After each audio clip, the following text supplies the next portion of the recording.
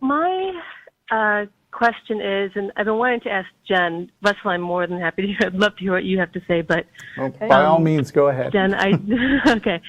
So, a few years ago, after watching Neil deGrasse Tyson's Cosmos, and from there listening to the whole group like Hitchens and Dawkins and Sam Harris and Sean Carroll and Richard Feynman, and so after about a month of watching and listening to all that, just out of curiosity, and I was a Catholic, staunch Catholic for 47 years, very rigid, kind of authoritarian household in Michigan. And in about 5 minutes, after a month of watching this stuff, I completely lost my religion. It was the weirdest physical feeling. It swept out of me. I don't know. For the first time, after being so indoctrinated, I just woke up and realized I was responsible for myself. That there was no God who was going to take care of me in life or in any kind of afterlife. And it was the most exciting time. And so I didn't tell my family, but I did tell my best friend. She was surprisingly just really curious that her best friend had all these new ideas. And she just had enough intellectual curiosity for us to have a really good conversation. Not that she was going to change her mind, but she just had really good questions for me, and out of interest, not out of anything else, and completely accepting my thoughts and ideas about it. But then we got to, I think at some point in the conversation, I brought up something about how, part of me thinking through all this was also thinking, well, even most people in jail are Christians, and I looked at what, kind of the Catholic Church and priests had, how they had raped children for so long. And she looked at, and that was the one moment she looked at me kind of disapprovingly or quizzically saying, but we're all sinners. Okay. And I was here I was in this kind of, I was just so thrown off because how can you argue with that? Not that I'm still an atheist, and I don't. But it was the one thing that this really intelligent person who respected me and listened to me, and knew she wasn't going to change my mind. But it's true.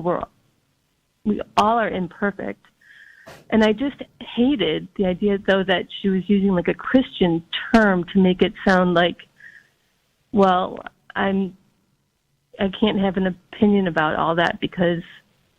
Sure, we could bring up 10,000 things I've done wrong. And so, Jen, I wanted to ask you specifically, how would you respond, or how do you respond when Christians say things like, well, we're all sinners? Well, first of all, I categorically reject the concept of sin. Okay, sin is generally defined as some transgression against divine law or against, a God. And since I don't believe in a God, and I don't believe in this divine law crap, I just reject the whole concept of sin. I would reframe something like that and say we're all human. Okay? Perfection is not required. It's not achievable for a human. And there's nothing wrong with being human. What we're not allowed to do under the law or ethically or anything like that is things like rape children, which it sounds like she was using that whole we're all sinners thing to justify or at least excuse the fact that these priests abused children, preyed upon children, covered up the abuse of children for decades. You're not allowed to do that. You're not allowed to get out of jail free card by saying, oh, but we're all sinners. Yeah, that's what it felt like. It was all of a sudden everything was a false equivalency or something. And the thing is, if you do something that harms someone else, not all of those kinds of transgressions are equal. So, if I swing my arm and I whack Russell upside the head, I've harmed him and I owe him an apology.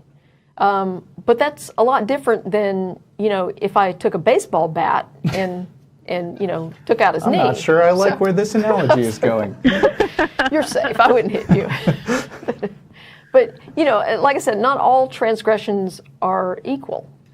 Although I'll point out that under a Christian framework, they are. And yes. that's a problem with Christian morality is that, the whole concept of sin is basically that, it's something that's less good than what God would do. Right. And because God is infinitely good, that's why they say you deserve infinite punishment unless you get saved.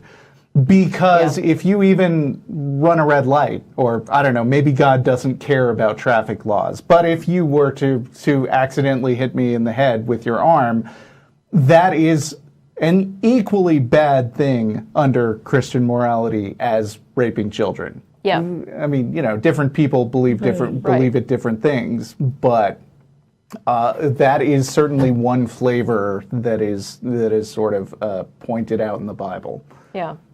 And I mean, if you look at how criminal justice systems are set up throughout the world, what we try to do, and sometimes we don't quite get there, but the goal is to make sure that the punishment fits the crime.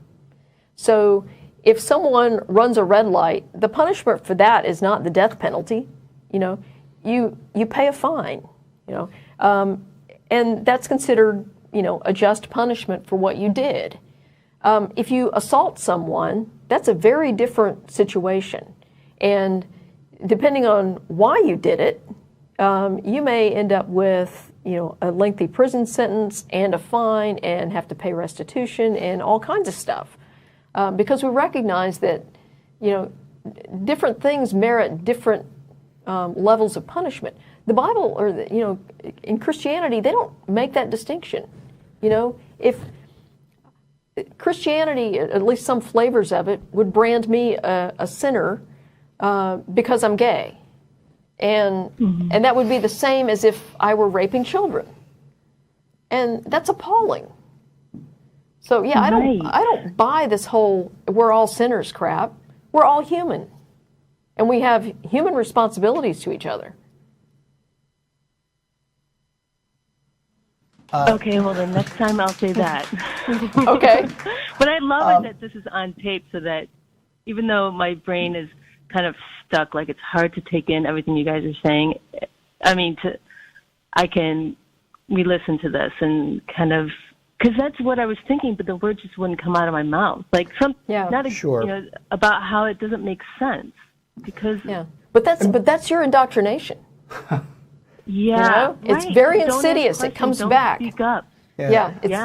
Another thing that I would think about bringing up after you said, well, a lot of priests have done appalling things, and the answer was, we're all sinners, then the question might be, well, then what good is the religion? What's it useful for?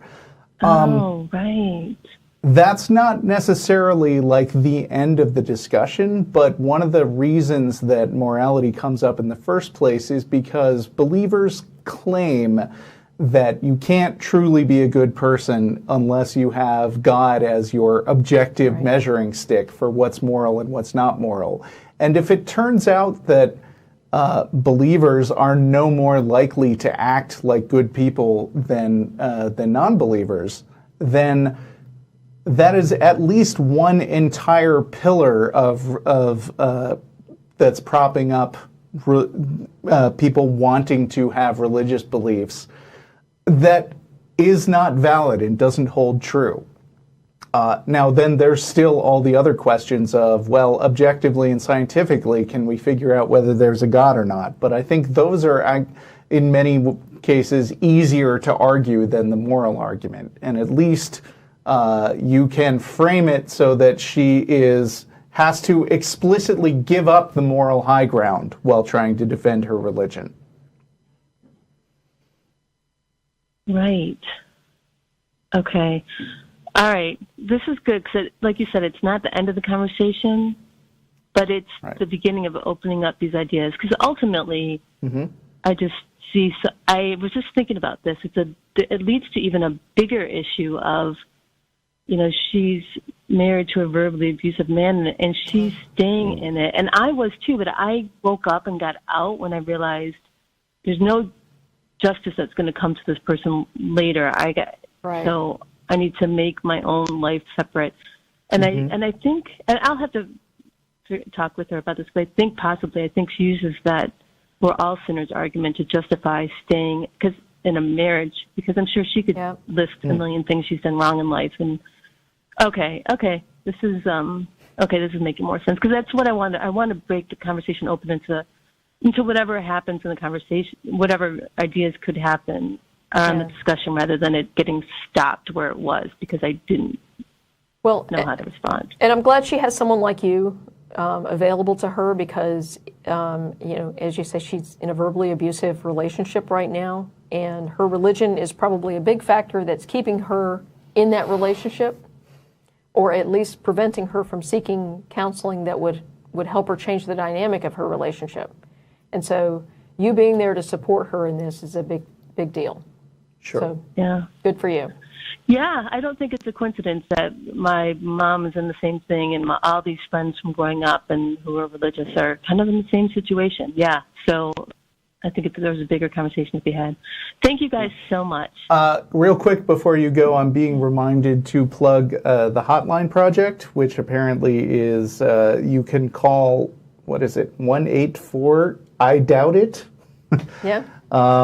And that is a group of volunteers that you can call who will talk you through some of this stuff if they're available. And, just in a non-judgmental way, help people who are basically recovering from religion. This is basically for people trying to break free of their indoctrination. Right. Okay. Oh, great, good. Yeah, so just Google the Hotline Project if you need to know more. Yeah, I'll check that out. I hadn't heard of it before. All right, well, thanks for calling. You guys so much. Yes, thank you for the call. Bye. Bye. All right, see ya. So yet another example of how insidious indoctrination is. Even if somebody has basically, walked away from religion, a lot of that indoctrination comes back to bite them. Right.